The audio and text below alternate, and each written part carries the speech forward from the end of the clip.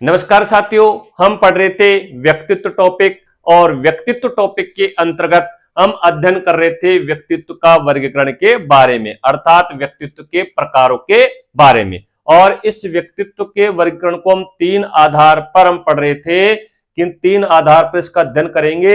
एक तो पाश्चात्य दृष्टिकोण के आधार पर, एक भारतीय दृष्टिकोण के आधार पर और एक पढ़ेंगे आधुनिक दृष्टिकोण के आधार पर। हम पढ़ रहे थे सबसे पहले पाश्चात्य दृष्टिकोण के आधार पर व्यक्तित्व का वर्गीकरण। और इसका मतलब क्या होता है? पाश्चात्य दृष्टिकोण का मतलब जो पश्चिमी देश है, अर्थात जो अंग्रेज मनोवैज्ञानिक है, उनके द्वारा जो व्यक्तित्व का वर्गीकरण किया, व्यक्तित्व के प्रकार बताए गए हैं, उसके बारे में हम पढ़ रहे थे। तो यहाँ पाश्चात्य दृष्टिकोण के आधार पर जो व्यक्ति के व्यक्तित्व का निर्धारण किया था, व्यक्ति के व्यक्तित्व के प्रकार बताए थे, वो कौन कौन है? हिप्पोक्रेट्स है पहला, क्रेस्पर है, फिर शेल्डन है, फिर थॉर्नडाइक है, फिर युंग है, फिर रोजनमैन और फ्रीडमैन है, फिर स्पेंगर, फिर हॉलैंड है।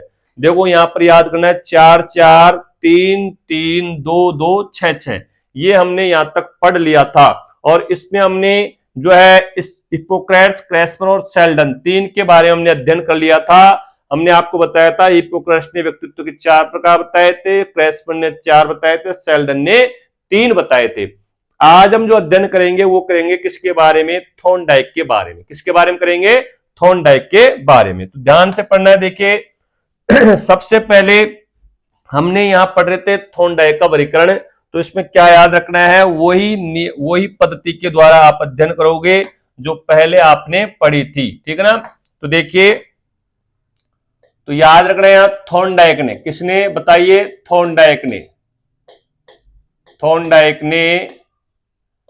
थॉर्नडाइक ने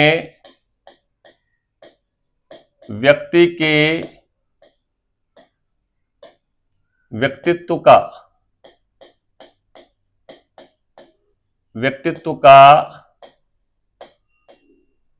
निर्धारण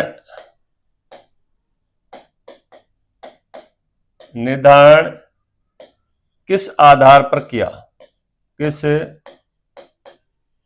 आधार पर किया? ठीक है। और थॉर्नडाइक ने व्यक्ति के व्यक्तित्व का निर्धारण या वर्गीकरण किस आधार पर किया? तो आपको उत्तर देना है। यहां क्या उत्तर देना है? तो ध्यान रखना, उत्तर देना है आपको विचार व कल्पना शक्ति के आधार पर किया था। किसके आधार पर? विचार व कल्पना शक्ति के आधार पर किया था, ठीक है ना।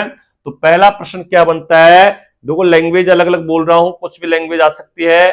थॉर्नडाइक ने व्यक्ति क्या, कोई व्यक्ति है तो व्यक्ति के व्यक्तित्व का, यानी व्यक्तित्व का निर्धारण किस आधार पर किया? उन्होंने आधार किसको माना है? यानी व्यक्ति के व्यक्तित्व का निर्धारण का आधार किसको माना है? तो विचार व कल्पना शक्ति के आधार पर। तो याद क्या करना है? विचार व कल्पना शक्ति के आधार पर थॉर्नडाइक ने व्यक्ति के व्यक्तित्व का निर्धारण किया, ठीक है, या वर्गीकरण किया। क्लियर है? यहां तक कोई दिक्कत है क्या? फिर आपको ध्यान है, इस पे जोड़ना है। देखो आपने जब बीएड कर रहे होंगे तो वहां पर जब आपने लेसन बनाए होंगे तो वहां पर लेसन में जब अपन बनाते तो क्या आती थी? प्रस्तावना। अब प्रस्तावना से जोड़ो विचार व कल्पना शक्ति के आधार पर, विचार व कल्पना शक्ति के आधार पर। अब आपको याद रखना है विचार व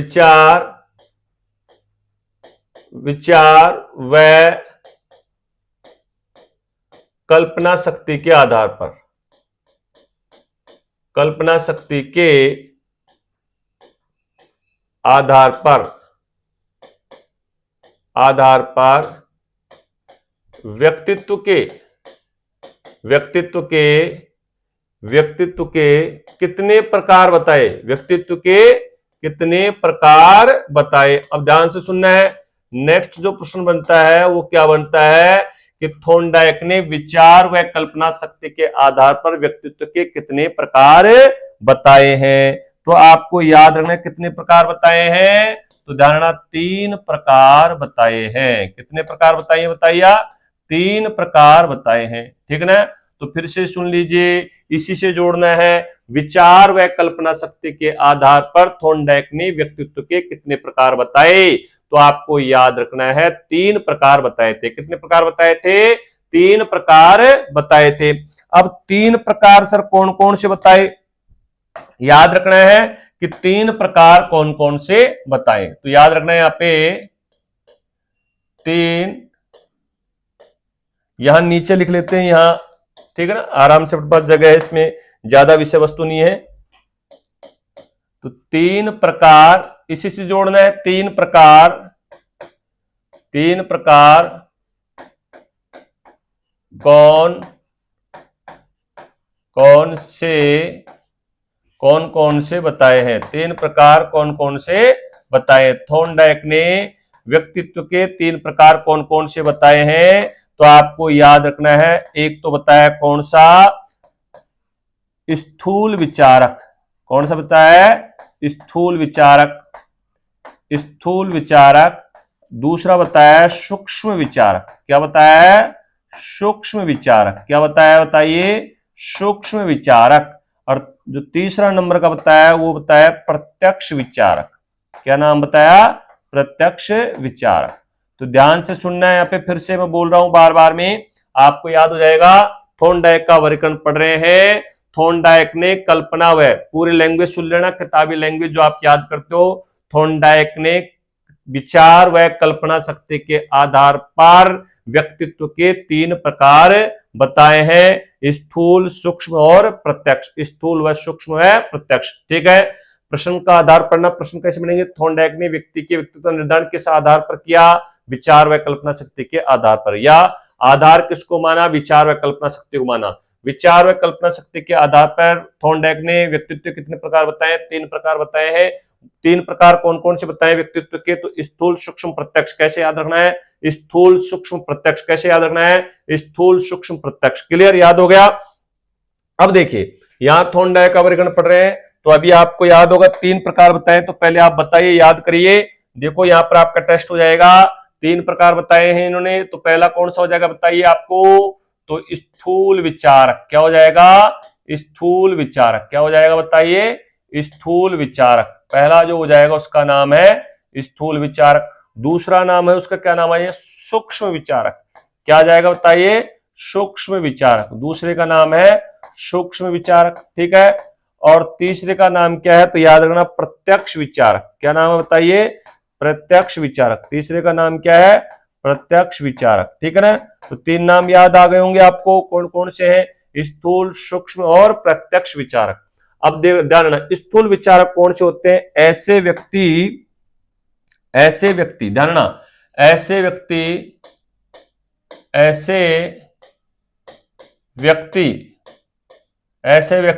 जो लाभ व हानि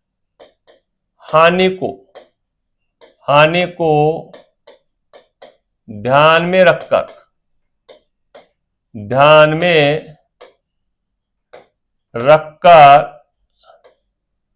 रखकर कार्य या व्यवहार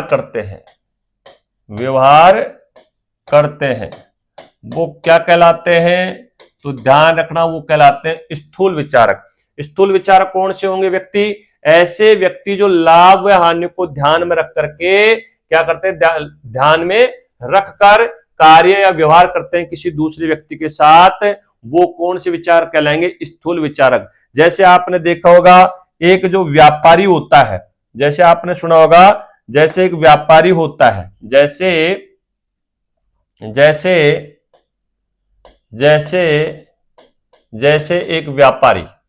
एक व्यापारी, ठीक है ना। जैसे एक व्यापारी क्या करता है, हमेशा किसी भी चीज को लाभ हानि से तोलता है, ठीक है ना। और एक जो राजनेता होता है, कोई भी एक राजनेता, ठीक है ना, एक राजनेता, ये क्या करते हैं, व्यक्ति के साथ व्यवहार कैसे निभाते हैं, जब उनसे लाभ होगा तो व्यवहार निभा लेंगे, हानि होती है तो तुरंत अपने आप को उससे अलग कर लेते हैं। तो ऐसे व्यक्ति क्या कहलाएंगे, थॉर्नडाइक अनुसार स्थूल विचारक। क्या कहलाएंगे, स्थूल विचारक। ऐसे थॉर्नडाइक के अनुसार ऐसे जो विचारक, ऐसे व्यक्ति जो है वो स्थूल विचारक कहलाते हैं, ठीक है। अब नेक्स्ट आता है सूक्ष्म विचारक। क्या आते हैं, सूक्ष्म विचारक। तो जाना ऐसे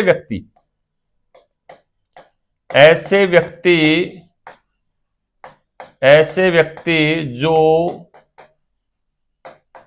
किसी स्थिति या विषय का गहनता से अवलोकन कर, गहनता से क्या कर, अवलोकन कर विचार बनाते हैं। क्या बनाते हैं? विचार बनाते हैं, विचार बनाते हैं।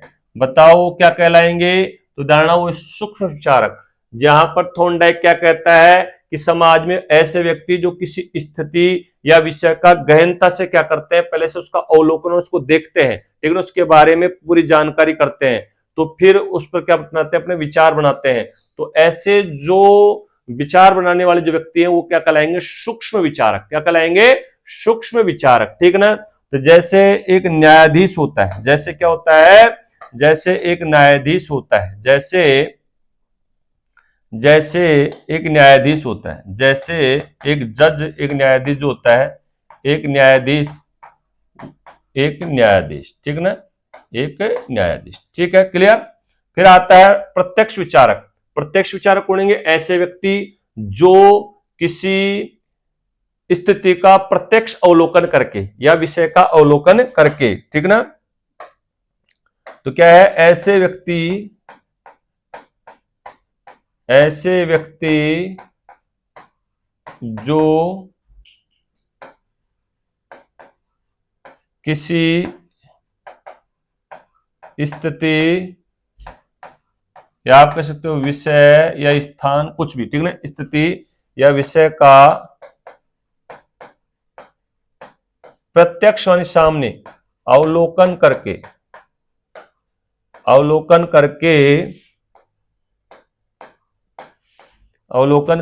क्या बनाते हैं? विचार बनाते हैं। क्या बनाते हैं? विचार बनाते हैं। वो क्या कहलाते हैं? वो कहलाते हैं प्रत्यक्ष विचारक। जैसे एक पुलिस अधिकारी,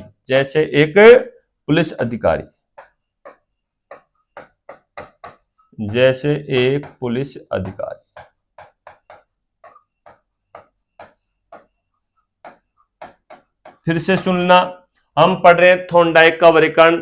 थॉर्नडाइक ने, ध्यान से सुनना फिर से विषय को, थॉर्नडाइक ने किसके? विचार व कल्पना शक्ति के आधार पर व्यक्तित्व के 3 प्रकार बताए हैं। एक बताया स्थूल विचारक, दूसरा सूक्ष्म विचारक और तीसरा प्रत्यक्ष विचारक। स्थूल विचारक किसको कहा है थॉर्नडाइक ने? ऐसे व्यक्ति जो लाभ व हानि को ध्यान में रख करके व्यक्ति के साथ क्या करते हैं? व्यवहार करते हैं, कार्य करते हैं। ऐसे जो कहलाएंगे थॉर्नडाइक के अनुसार, वो कहलाएंगे कौन से? सूक्ष्म विचारक। जैसे एक व्यापारी होता है, एक राजनेता होता है, वो दूसरे व्यक्तियों के साथ लाभ व हानि को ध्यान में रख करके अपना व्यवहार निभाते हैं। तो थॉर्नडाइक के अनुसार वो कौन से विचारक कहलाएंगे? स्थूल विचारक कहलाएंगे, ठीक है। फिर आता है सूक्ष्म विचारक। ऐसे व्यक्ति जो किसी स्थिति, विषय, स्थान का गहनता से अवलोकन क्या बनाते हैं? अपने विचार बनाते हैं। तो वो क्या कहलाएंगे? सूक्ष्म विचारक। किसके अनुसार? थॉर्नडाइक के अनुसार। जैसे एक न्यायाधीश होता है, ठीक है ना। प्रत्यक्ष विचारक, ऐसे व्यक्ति जो किसी स्थिति या विषय का प्रत्यक्ष अवलोकन विचार बनाते हैं, तो वो क्या कहलाते हैं? प्रत्यक्ष विचारक। प्रत्यक्ष सामने कोई भी चीज होती है उसको देख करके फिर अपना विचार बनाते हैं कि हाँ ये चीज ऐसी है, ये वस्तु ऐसी है, ये आदमी ऐसा है, ठीक है ना, सही है या गलत है। वो सामने जब तक देख नहीं लेंगे तब तक अपना विचार उसके बारे में नहीं बनाएंगे। अगर अच्छा है तो पॉजिटिव और बुरा है तो नेगेटिव विचार बनाते हैं, ठीक है ना। तो इस प्रकार जो है थॉर्नडाइक ने क्या किया है? अपने व्यक्ति के व्यक्तित्व का वर्गीकरण प्रस्तुत किया है। क्लियर? बताओ यहां तक कोई दिक्कत है कि आपको? मैं मानता हूं क्लियर हो गया होगा। नेक्स्ट जो आता है वो किसका आता है? तो ध्यान रखना, नेक्स्ट आएगा आपके सामने, और वो किसका वर्गीकरण आएगा? तो याद रखना है, 4 पढ़ लिए हैं, अब ध्यान रखना 5वां कौन सा आता है? 5वां, ठीक है ना, इसमें लिखा हुआ है, ठीक है। देखो तो यहां पर जो मेन पॉइंट है लिखे हुए, तो आपको दिक्कत नहीं आए।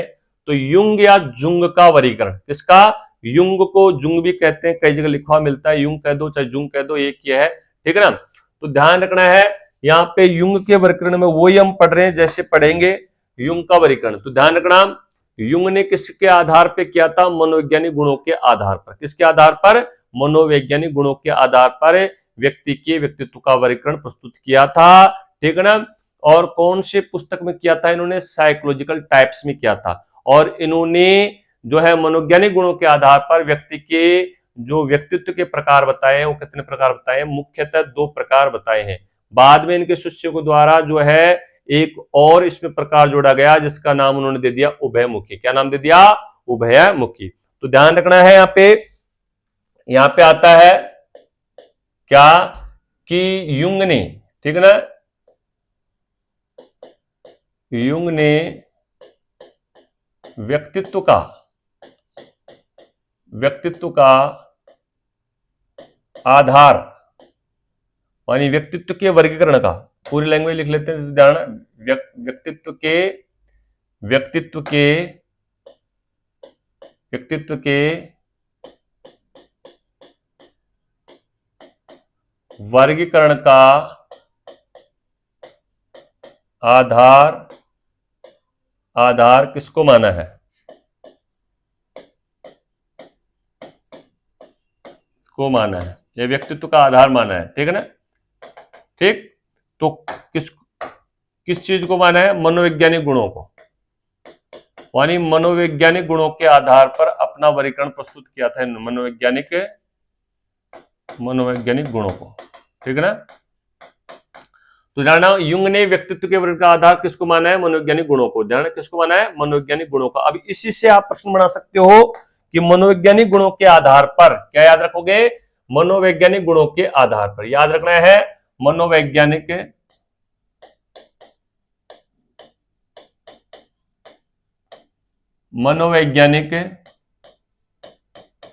गुणों के आधार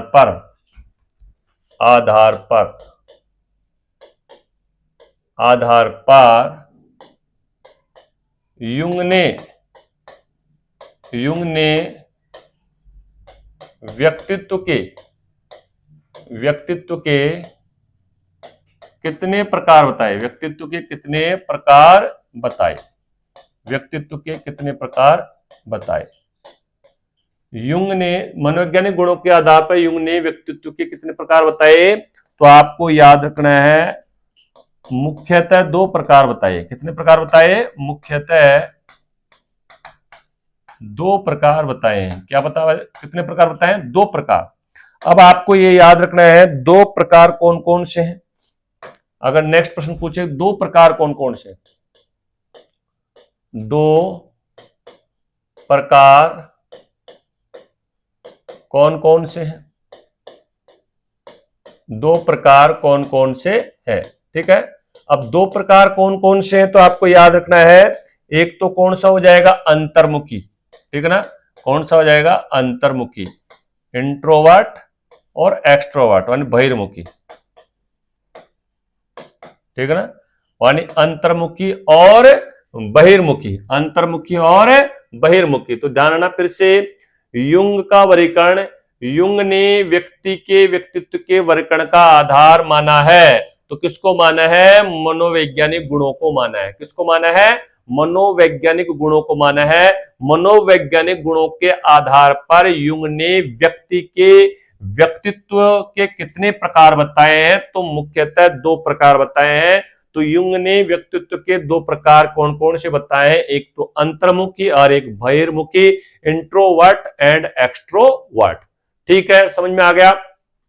अब इनकी एक पुस्तक है, पुस्तक का नाम भी याद रख लेना आप, जिसमें इन सभी चीजों को जो है इन्होंने क्या किया है? उल्लेख किया है। इनकी एक पुस्तक है और पुस्तक का नाम क्या है? Psychological types. क्या नाम है? Psychological types. साइकोलॉजिकल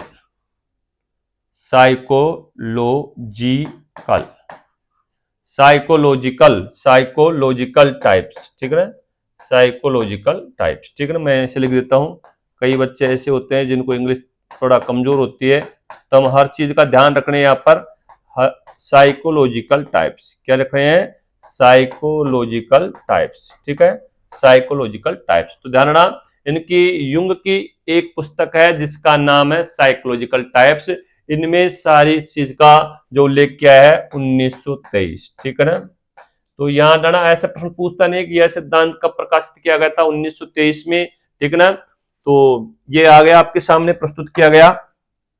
अब ध्यान रखना, ये एक विशेष बात याद रखनी, इसमें विशेष बात क्या है, विशेष बात आपको ये याद रखनी है, इसमें इंपॉर्टेंट है। वर्तमान समय में युंग का वर्गीकरण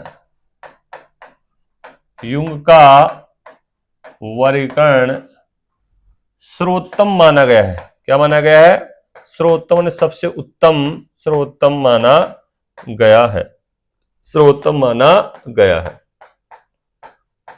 एक बार पुनः देख लीजिए, युंग का वर्गीकरण पढ़ रहे हैं। युंग ने व्यक्ति के व्यक्तित्व के वर्गीकरण का आधार किसको माना है? तो याद रखना, मनोवैज्ञानिक गुणों को। मनोवैज्ञानिक गुणों के आधार पर युंग ने व्यक्ति के व्यक्तित्व के कितने प्रकार बताए हैं? मुख्यतः 2 प्रकार बताए हैं। और 2 प्रकार कौन कौन से हैं? तो अंतर्मुखी, बहिर्मुखी, जिसका उल्लेख उन्होंने अपनी पुस्तक साइकोलॉजिकल टाइप्स में किया है। और ध्यान, एक विशेष बात याद रखना, वर्तमान समय में जो युंग का वर्गीकरण है व्यक्तित्व का, वो सबसे उत्तम माना गया है, ठीक है ना। अब युंग ने देखो बहुत सारी इंपॉर्टेंट बातें बताई है, और वो क्या क्या बताई है ये ध्यान से सुनना है, ठीक है ना। तो ध्यान, हमने पढ़ रहे हैं युंग का व्यक्ति के मतलब युंग का व्यक्तित्व का वर्गीकरण। तो 2 प्रकार बताएं, एक तो जो है अंतर्मुखी और एक कौन सा बताया? बहिर्मुखी, ठीक है ना। तो देखो इसमें एक एक बात याद रखना है। यहां पर ध्यान रखना है आपको, ये जो अंतर्मुखी वाले जो व्यक्ति होते हैं ना, ये अंतर्मुखी वाले जो व्यक्ति होते हैं, ये कम बोलते हैं। ये क्या करते हैं? कम बोलते हैं, यानी ये जो है कम बोलते हैं। अंतर्मुखी प्रवृत्ति वाले जो लोग होते हैं, युंग कहता है कि जो अंतर्मुखी प्रवृत्ति वाले जो जितने भी व्यक्ति होते हैं, ठीक है ना, वो क्या होते हैं? कम बोलते हैं, मितभाषी होते हैं। कैसे होते हैं? मितभाषी का मतलब होता है कम बोलना। मितभाषी का मतलब क्या होता है? कम बोलना, ठीक है ना। ऐसा भी अगर आ जाए अंतर्मुखी विशेषताएं निम्न में से, तो मितभाषी होते हैं, ये कम बोलते हैं। अब ये इसका मतलब ये क्या होते हैं? ये क्या होते हैं? अधिक बोलते हैं। ऐसे ध्यान रखना, इनसे ज्यादा बोलते हैं, ये अधिक बोलते हैं, ठीक है ना। ये कैसे बोलते हैं? अधिक बोलते हैं, ठीक है ना। एक अगर याद रहेगा तो दूसरा अपने आप याद आ जाएगा, ठीक है ना। ये कम बोलते हैं और ये अधिक बोलते हैं। अब कम बोलते हैं इसका मतलब क्या होता है? एकांत में रहना पसंद करते हैं, एकांत प्रिय रहते हैं। एकांत प्रिय होता है, क्या होता है? एकांत प्रिय होते हैं, यानी इनको एकांत अच्छा लगता है, अकेले रहना पसंद करते हैं। ये क्या करते हैं? अकेला रहना पसंद करते हैं। ये जो व्यक्ति होते हैं, ये अकेला रहना पसंद करते हैं। अकेला रहना क्या करते हैं? पसंद करते हैं। अकेला रहना क्या करते हैं? पसंद करते हैं, एकांत प्रिय होता है। तो देखिए, अगर आपको इधर का अंतर्मुखी याद है तो बहिर्मुखी अपने आप याद हो जाएगा, ठीक है ना। अब देखो, एकांत प्रिय रहते हैं तो ये लोग क्या है? समूह में रहना पसंद करते हैं। ये समूह को महत्व देते हैं, समूह को महत्व देते हैं, मतलब ये समूह में रहना पसंद करते हैं, लोगों के साथ मिलनसार होते हैं, ठीक है ना। इनको मतलब ये क्या होते हैं? सामाजिक लोग होते हैं, ठीक है ना। तो ये जो समूह को महत्व देते हैं, कौन? बहिर्मुखी व्यक्ति वाले व्यक्तित्व, ठीक है ना। अब देखो, ये एकांत प्रिय रहेंगे तो ये क्या होंगे? संकोची भी होते हैं। कैसे होते हैं? संकोची होते हैं, हर चीज के प्रति क्या करते हैं? संकोची होते हैं। लज्जाशील होते हैं। कैसे होते हैं? लज्जाशील, मतलब शर्मिले टाइप के व्यक्ति होते हैं, ठीक है ना। जो ये होते हैं, तो ये कैसे होते हैं? अंतर्मुखी वाले व्यक्ति संकोची, हर चीज के प्रति, हर वस्तु के प्रति, हर आदमी के प्रति क्या करते हैं? शंका करते हैं, ठीक है ना। शंका करते हैं, और लज्जा, इनको शर्म बहुत आती है। कौन को? तो अंतर्मुखी वाले व्यक्ति को, ठीक है ना। और ध्यान रखना, ये संकोची और लज्जाशील नहीं होते हैं। ये क्या नहीं होते हैं? संकोची व लज्जाशील नहीं होते हैं, ठीक है ना। ये संकोची व लज्जाशील नहीं होते हैं, ये आपको ध्यान रखना है, ठीक है ना। ये संकोची व लज्जाशील नहीं होते हैं। तो यार ना, अंतर्मुखी वाले व्यक्तित्व देखो, ये कम बोलते हैं, मितभाषी है, एकांत प्रिय अर्थात इनको अकेला रहना पसंद है, ये संकोची लज्जाशील होते हैं। बहिर्मुखी ये अधिक बोलते हैं। ये कैसे बोलते हैं? अधिक बोलते हैं, और ये समूह को महत्व देते हैं। ये संकोची लज्जाशील नहीं होते हैं। कौन से? बहिर्मुखी वाले व्यक्ति। और धारणा, ये जो व्यक्ति होते हैं ना, ये कैसे होते हैं? ये धारणा रूढ़िवादी होते हैं। कैसे होते हैं? रूढ़िवादी। अब रूढ़िवादी का मतलब क्या होता है सर? ये रूढ़िवादी होते हैं। कैसे होते हैं? ये रूढ़िवादी होते हैं, ठीक है ना। रूढ़िवादी का मतलब होता है ये जो पहले की पुरानी परंपरा चली आ रही है उनका क्या करते हैं? पालन करते हैं। ये क्या करते हैं? पुरानी परंपराओं पर चलने वाले व्यक्ति होते हैं, पुरानी परंपराओं को जो है पालन करने वाले लोग होते हैं, और ये होते हैं यथार्थवादी। कैसे होते हैं? यथार्थवादी। कैसे होते हैं? ये यथार्थवादी होते हैं। कैसे होते हैं? ये यथार्थवादी होते हैं, ठीक है ना। यानी यथार्थ पर जो सच्चाई है उस पर क्या करते हैं? ये जो है विश्वास करते हैं, ठीक है ना। और ये ध्यान रखना, ये क्या होते हैं? निराशावादी होते हैं। कैसे होते हैं? ये निराशावादी होते हैं। कैसे होते हैं ये व्यक्ति? ये होते हैं निराशावादी होते हैं। और ये आशावादी होते हैं। ये जो होते हैं ना, ये कैसे होते हैं? आशावादी होते हैं, ठीक है ना। ये आशावादी होते हैं, ठीक है ना। ये कैसे होते हैं? आशावादी होते हैं, ठीक है ना। और ये जो व्यक्ति होते हैं ना, ये सामाजिक, ये क्या होते हैं? जो है सामाजिक नहीं होते हैं, ठीक है ना। ये सामाजिक नहीं होते हैं, यानी सामाजिकता का अभाव पाया जाता है, नहीं होते हैं, ठीक है ना। यानी सामाजिकता का क्या पाया जाता है? अभाव, ठीक है ना। ऐसे लिख लेना, ऐसे भी आ सकता है सामाजिकता का, या नीचे लिख देता हूं मैं, ठीक है ना, ध्यान रहेगा आपको। सामाजिकता का अभाव पाया जाएगा इनमें, ठीक है ना। सामाजिकता का अभाव, ठीक है ना, ऐसे आप लिख सकते हो, सामाजिकता का अभाव पाया जाएगा, ठीक है ना। और ये क्या होते हैं? सामाजिक होते हैं। कैसे होते हैं? ये सामाजिक होते हैं, सामाजिक होते हैं, ठीक है ना। और कैसे होते हैं? ये मिलनसार भी होते हैं। सामाजिक होंगे और मिलनसार होंगे, ऐसा शब्द आ जाए तो ध्यान रखना, मिलनसार होते हैं। कैसे होते हैं? मिलनसार होते हैं। तो ध्यान रखना है फिर से, तो है युंग ने अपने व्यक्तित्व के दो प्रकार बताए, एक तो अंतर्मुखी, एक बहिर्मुखी। अंतर्मुखी वाले जो व्यक्ति होते हैं वो कम बोलते हैं, मितभाषी होते हैं, एकांत में रहना पसंद करते हैं, एकांत प्रिय होते हैं, दूसरों के प्रति संकोच धारण करने वाले होते हैं, लज्जाशील शर्मीले होते हैं, रूढ़िवादी होते हैं, निराशावादी होते हैं। कैसे होते हैं? रूढ़िवादी यानी पुरानी परंपराओं पर चलने वाले व्यक्ति होते हैं, पुरानी परंपराओं का पालन करते हैं। और ये सामाजिक नहीं होते हैं, सामाजिकता का अभाव पाया जाता है। किनमें? तो याद रखना। और यहां पर देखेंगे बहिर्मुखी व्यक्ति वाले, तो ये अधिक बोलते हैं। ये क्या करते हैं? अधिक बोलते हैं, और ये समूह को महत्व देते हैं, ठीक है ना। किसको? समूह को महत्व देते हैं। और ये संकोची है, लज्जाशील नहीं होते हैं, ये यथार्थ होते हैं, और ये आशावादी होते हैं। और ये क्या होते हैं? सामाजिक होते हैं। क्या होते हैं? सामाजिक होते हैं, ठीक है ना। अब ये जो व्यक्ति होते हैं, ये कैसे होते हैं? ये सिद्धांतवादी होते हैं। ये कैसे होते हैं? ये सिद्धांतवादी होते हैं। ये क्या होते हैं? सिद्धांतवादी होते हैं। ये क्या होते हैं? सिद्धांतवादी। ये जो व्यक्ति रहेंगे ना, ये इनके कुछ सिद्धांत रहते हैं, ठीक है ना। ये कौन से? अंतर्मुखी वाले व्यक्ति कैसे रहते हैं? ये सिद्धांतवादी होते हैं, और ये सिद्धांतवादी नहीं होते हैं, सीधी सी बात है। ये सिद्धांतवादी नहीं होते हैं, ये सिद्धांतवादी नहीं होते हैं, ठीक है ना। तो ध्यान से सुनना है फिर से। अंतर्मुखी वाले व्यक्ति क्या होते हैं? कम बोलते हैं, एकांत प्रिय होते हैं, संकोची होते हैं, लज्जाशील होते हैं, रूढ़िवादी होते हैं, निराशावादी होते हैं, सामाजिक नहीं होते हैं, सामाजिकता का अभाव पाया जाता है, समायोजन का अभाव पाया जाता है, हर व्यक्ति के साथ एडजस्ट नहीं हो पाते हैं, समाज में कहीं पर भी जाते हैं तो ये एडजस्ट नहीं हो पाते हैं, हर व्यक्ति के साथ घुल मिल नहीं पाते हैं, मिलनसार नहीं होते हैं ये लोग, ये सिद्धांतवादी होते हैं, ध्यान रखना। और जो बहिर्मुखी वाले व्यक्तित्व वाले व्यक्ति होते हैं, ये अधिक बोलते हैं, ये समूह को महत्व देते हैं, इनकी मित्र मंडली होती है। क्या होती है? मित्र मंडली होती है। धारणा इनकी क्या होती है? मित्र मंडली होती है, ठीक है ना। इनकी मित्र मंडली क्या होती है? अधिक होती है, मित्र मंडली होती है इनकी, ठीक है ना। ये मित्र मंडली को महत्व देते हैं, ये संकोची लज्जाशील नहीं होते, बहिर्मुखी, कोई भी तो आपके बात सामने मुंह पर ही बोल देंगे, ठीक है ना, ऐसे अंदर नहीं उठेंगे। और ये यथार्थवादी, यथार्थ पर जो है ये विश्वास करते हैं। आशावादी हर चीज में क्या देखते हैं? आशा देखते हैं, हर चीज में क्या देखते हैं? ये आशा देखते हैं, ये ध्यान रखना है आपको, ठीक है ना। और ये सामाजिक होते हैं, यानी हर समाज में हर व्यक्ति के साथ क्या हो जाते हैं? घुल मिल जाते हैं, ठीक है ना। कोई सा व्यक्ति हो उसके साथ क्या हो जाएंगे? घुल मिल जाएंगे, ठीक है ना। और ये सिद्धांतवादी नहीं होते हैं, ठीक है। ये व्यक्ति क्या होते हैं? जल्दी घबरा जाते हैं।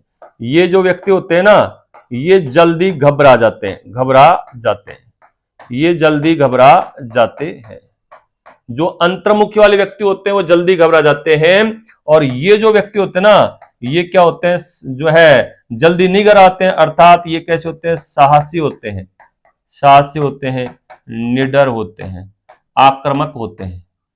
कैसे होते हैं, आक्रामक, ठीक है ना, आक्रामक होते हैं, ठीक है ना। तो ध्यान रखना, यहां पर देखें अंतर्मुखी व्यक्ति कैसे जल्दी कोई भी चीज को देख करके बहुत जल्दी घबरा जाते हैं, ये ठीक है ना, अंतर्मुखी वाले व्यक्ति। और ये साहसी, निडर, वे क्या होते हैं, आक्रामक होते हैं, ठीक है ना। अब आगे और हम देखें इसमें बारे में, तो ध्यान रखना, इनमें क्या होता है, नेतृत्व का अभाव पाया जाता है। ये जो होते हैं ना अंतर्मुखी, यहां लिख रहे थे हम अंतर्मुखी, ठीक है ना,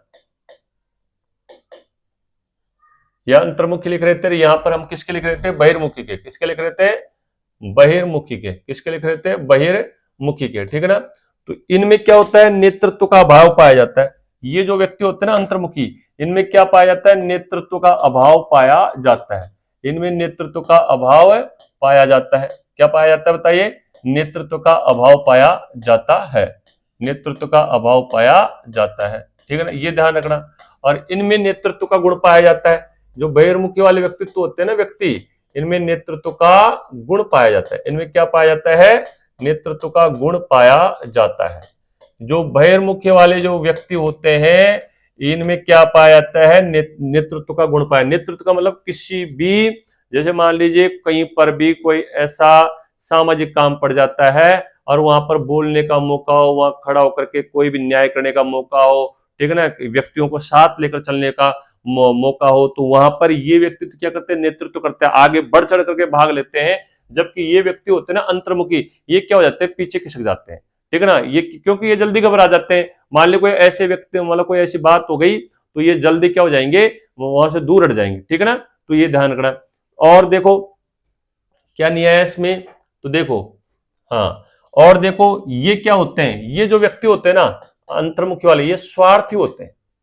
कैसे होते हैं, स्वार्थी होते हैं, यानी अपने वस्तुओं के प्रति बहुत सजग रहते हैं, ठीक है ना, अपने अपनी अपनी वस्तुओं के प्रति, अपने वस्तुओं के प्रति क्या रहते हैं, सजग रहते हैं। क्या रहते हैं, सजग रहते हैं। क्या रहते हैं, सजग रहते हैं, ठीक है ना। और ये जो व्यक्ति होते हैं ना, ये क्या होते हैं, ये व्यक्ति स्वार्थ नहीं होते हैं, स्वार्थी नहीं होते हैं। यानी कोई भी वस्तु है तो मतलब स्वार्थ नहीं होंगे, ये दूसरों की मदद करने वाले होते हैं। क्या होते हैं, ये दूसरों की मदद करने वाले होते हैं। ये दूसरों क्या होते हैं, मदद करने वाले होते हैं, ठीक है ना, ये दूसरों की मदद करने वाले होते हैं। ये क्या होते हैं, दूसरों की मदद करने वाले होते हैं। तो ध्यान रखना, ये क्या होते हैं, स्वार्थी होते हैं, यानी अपनी वस्तुओं के प्रति सजग होते हैं, अपनी वस्तुओं को बहुत संभाल कर रखते हैं, उसको देना पसंद करते नहीं है, दूसरे लोगों को बांटना पसंद नहीं करते हैं, उसको शेयर करना पसंद नहीं करते हैं। कौन से, स्वार्थी जो व्यक्ति होते हैं, तो इनका व्यक्तित्व ऐसा होता है, ठीक है ना। तो ये ध्यान रखना है। और ये जो बहिर्मुखी वाले जो व्यक्ति होते हैं, ये स्वार्थ नहीं होते, अर्थात ये दूसरों की मदद करने वाले होते हैं, यानी कोई भी वस्तु होती है तो ये बांट लेते हैं, शेयर कर लेते हैं, तो इनमें ऐसा गुण पाया जाता है, ठीक है ना। अब जैसे आप देखेंगे, जैसे कोई लेखक है, कोई दार्शनिक है, कोई विचारक है, उनमें उनके अंतर्गत कौन सा गुण होता है, अंतर्मुखी। और जैसे एक शिक्षक है, एक सामाजिक कार्यकर्ता है, कोई नेता है, ठीक है ना, इनमें कौन सा व्यक्तित्व पाया जाता है, बहिर्मुखी, ठीक है ना, कौन सा पाया जाता है, बहिर्मुखी पाया जाता है, ठीक है ना। तो इनमें जो है अंतर्मुखी में आत्म केंद्रितता का गुण पाया जाता है, यानी अपने बारे में ही सोचते रहते हैं, ठीक है ना। कौन, तो ध्यान रखना, तो इनमें आत्म केंद्रितता का गुण पाया जाता है। इनमें क्या पाया जाता है, आत्म केंद्रितता का गुण पाया जाता है। इनमें क्या पाया जाता है, आत्म केंद्रितता का गुण पाया जाता है। ये भी आपको ध्यान रखना है। अब ध्यान रखना, एक नोट डाल के आपको बात याद रखनी है, और वो क्या याद रखनी है, ठीक है ना। बाद में युंग के शिष्यों ने इसमें इसमें व्यक्तित्व का एक और प्रकार जोड़ा, एक और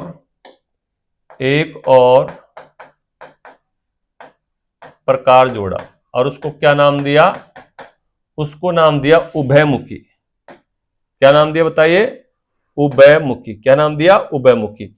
उभय का मतलब होता है, उभयमुखी मतलब होता है जिसमें अंतर्मुखी और बहिर्मुखी दोनों के मिश्रित रूप से गुण पाए जाते हैं, तो ऐसा व्यक्तित्व वाला व्यक्ति क्या कहलाएगा? उभयमुखी। तो ठीक ना, बाद में ये युंग के शिष्य के द्वारा जोड़ा गया है, ठीक ना। तो उभयमुखी यानी ऐसा व्यक्ति जिसमें अंतर्मुखी और बहिर्मुखी दोनों व्यक्ति के गुणों का गुण पाए जाते हैं, उन मिश्रित जो दोनों में गुण होते हैं, तो वो जो व्यक्ति कहलाएगा वो कैसे कहलाएगा? उभय मुक्ति, एम्बिवर्ट, ठीक ना। तो इस प्रकार आपको ध्यान रखना है। आज जो हमने पढ़ा है वो क्या क्या पढ़ा है एक बार देख लीजिए। हमने यहां से स्टार्ट किया है, देखिए हम व्यक्तित्व का वर्गीकरण पढ़ रहे थे और उसमें सबसे 4 नंबर पढ़ा था थॉर्नडाइक का वर्गीकरण। पहले हमने आलपोर्ट, क्रेसमर, शेल्डन का पढ़ लिया था। हम पढ़ रहे थॉर्नडाइक का वर्गीकरण, फिर से देख लिए। थॉर्नडाइक ने व्यक्ति के व्यक्तित्व का निर्धारण किस आधार पर किया था? विचार व कल्पना शक्ति के आधार पर किया था। विचार व कल्पना शक्ति के आधार पर थॉर्नडाइक ने व्यक्ति के व्यक्तित्व कितने प्रकार बताए? 3 प्रकार बताए। कौन कौन से? स्थूल, सूक्ष्म और प्रत्यक्ष। स्थूल, सूक्ष्म और प्रत्यक्ष, ठीक है। अब यहां पर देखिए स्थूल वाले व्यक्ति कौन से होते हैं? ऐसे व्यक्ति जो लाभ हानि को ध्यान रख करके कार्य करते, व्यवहार करते हैं, उनको क्या नाम दिया इन्होंने? स्थूल विचारक। जैसे एक व्यापारी होता है, एक राजनेता होता है, ठीक है ना। सूक्ष्म विचारक ऐसे व्यक्ति जो किसी स्थिति या विषय का गहनता से क्या करता है? उसका अवलोकन, ठीक है ना, करके विचार बनाता है, तो ऐसा कौन कहलाएगा? सूक्ष्म विचारक, जैसे एक न्यायाधीश। प्रत्यक्ष विचारक ऐसे व्यक्ति जो किसी स्थिति या विषय का प्रत्यक्ष अवलोकन करके विचार बनाता है, वो जैसे उसको क्या कहेंगे? प्रत्यक्ष विचारक, जैसे एक पुलिस अधिकारी, ठीक है ना। ये पढ़ा आपने। फिर आपने पढ़ा कौन सा? तो ध्यान देना, आपने पढ़ा पे जुंग या युंग का वर्गीकरण, ठीक है ना। तो हमने बताया युंग ने या जुंग ने व्यक्ति के व्यक्तित्व का वर्गीकरण का आधार किसको माना है? मनोवैज्ञानिक गुणों को। और मनोवैज्ञानिक गुणों के आधार पर युंग ने व्यक्तित्व के कितने प्रकार बताए? 2 प्रकार बताए। कितने प्रकार? 2 प्रकार बताए मुख्यतः। और 2 प्रकार सर कौन कौन से बताए? तो अंतर्मुखी और बहिर्मुखी, ठीक है ना। इनकी पुस्तक का नाम क्या है? साइकोलॉजिकल टाइप्स, ठीक है ना, जो 1923 में प्रकाशित हुई, ठीक। और विशेष बात क्या है? वर्तमान समय में युंग का वर्गीकरण सबसे अच्छा माना जाता है, ठीक है। क्लियर हो गई बात। अब यहाँ पे देखो, युंग ने व्यक्तित्व के 2 प्रकार बताए हैं। इन दोनों के अंतर के द्वारा हम विशेषताएं समझ रहे हैं कि अंतर्मुखी वाले व्यक्ति की क्या विशेषताएं होती है और बहिर्मुखी व्यक्ति की विशेषताएं क्या होती हैं। तो अंतर्मुखी वाले देखते हैं एक बार। अंतर्मुखी वाले जो व्यक्ति होते हैं ये कम बोलते हैं, मितभाषी होते हैं, यानी अकेला रहना पसंद करते हैं, एकांत प्रिय, इनको अच्छा लगता है, ठीक है ना। ये हर वस्तु के प्रति, हर व्यक्ति के प्रति क्या करते हैं? संकोच धारण करते हैं, यानी संकोची होते हैं, शंका करते हैं हमेशा। ये लज्जा और शर्म महसूस करते हैं, दूसरों के सामने आने में इनको समूह में रहना पसंद नहीं होता है, यानी शर्म आती है, ठीक है ना। ये रूढ़िवादी प्रवृत्ति के होते हैं, अर्थात ये पुरानी परंपराओं पर चलने वाले व्यक्ति होते हैं। ये हर काम में क्या हो जाते हैं? निराश हो जाते हैं। छोटी सी असफलता प्राप्त होती है तो ये निराश हो जाते हैं। और ये सामाजिक नहीं होते हैं, अर्थात ये मिलनसार नहीं होते हैं, लोगों के साथ घुलना मिलना इनको अच्छा नहीं लगता है। इनमें सामाजिकता का अभाव पाया जाता है, समायोजन का अभाव पाया जाता है। और ये सिद्धांतवादी होते हैं, सिद्धांतों पर चलने वाले होते हैं। किसी काम को, किसी ऐसी घटना को लेकर के जिसमें कि थोड़ा रिस्क होता है, उसको जल्दी क्या घबरा जाते हैं। और ध्यान रखना है, बहिर्मुखी वाले जो व्यक्ति होते हैं ये अधिक बोलते हैं, वाचाल प्रवृत्ति के लोग होते हैं और समूह को ज्यादा महत्व देते हैं, मित्र मंडली को ज्यादा महत्व देते हैं, मित्रों के साथ रहना पसंद करते हैं, ठीक है ना। और संकोची नहीं होते हैं, लज्जाशील नहीं होते हैं, इनको मतलब कोई बात है तुरंत कह देते हैं, ये किसी बात को कहने में शर्म नहीं करते हैं। ये यथार्थवादी, वाणी जो सच्चाई है उस पर ही विश्वास करते हैं। आशावादी, किसी भी काम को लेकर के ये हमेशा आशावादी रहते हैं, ठीक है ना, और उसमें पॉजिटिव सेंस देखते हैं। सामाजिक होते हैं, लोगों के साथ घुलनशील, मिलनसार होते हैं, ठीक है, और समायोजन की प्रवृत्ति में पाई जाती है। ये सिद्धांतवादी नहीं होते हैं, ध्यान रखना। ये साहसी, निडर, आक्रामक होते हैं, ठीक है ना, क्योंकि जल्दी घबराते नहीं है तो साहसी, निडर होंगे, सीधी सी बात है, ठीक है। अंतर्मुखी, इनमें नेतृत्व का अभाव पाया जाता है, नेतृत्व का गुण नहीं पाया जाता है, ठीक है ना। कहीं पर भी कोई बात होती है तो अगर इनको बोलना हो तो वहां पर ये जल्दी पिछड़ जाते हैं। ये स्वार्थी प्रकृति के होते हैं, यानी अपनी वस्तु के प्रति बहुत सजग रहते हैं, ठीक है ना। इनमें आत्मकेंद्रिता गुण पाया जाता है, जबकि बहिर्मुखी में आप देखोगे इनमें नेतृत्व का गुण पाया जाता है। ये स्वार्थी नहीं होते हैं, ये दूसरों की मदद करने वाले होते हैं। तो हमने फिर बताया, फिर युंग के शिष्यों ने बाद में एक और इसमें प्रकार जोड़ा जिसको नाम दिया उभयमुखी। उभयमुखी का मतलब होता है, क्या होता है कि अंतर्मुखी और बहिर्मुखी जब दोनों के गुण किसी व्यक्ति में पाए जाते हैं तो वो कैसे कहलाएगा, उभयमुखी प्रकृति वाला व्यक्ति कहलाएगा। इस प्रकार आज हमने थॉर्नडाइक और किसका पढ़ा है, युंग का वर्गीकरण। फिर नेक्स्ट वीडियो में न्यू वर्गीकरण लेकर के आपसे मिलते हैं। थैंक यू, धन्यवाद।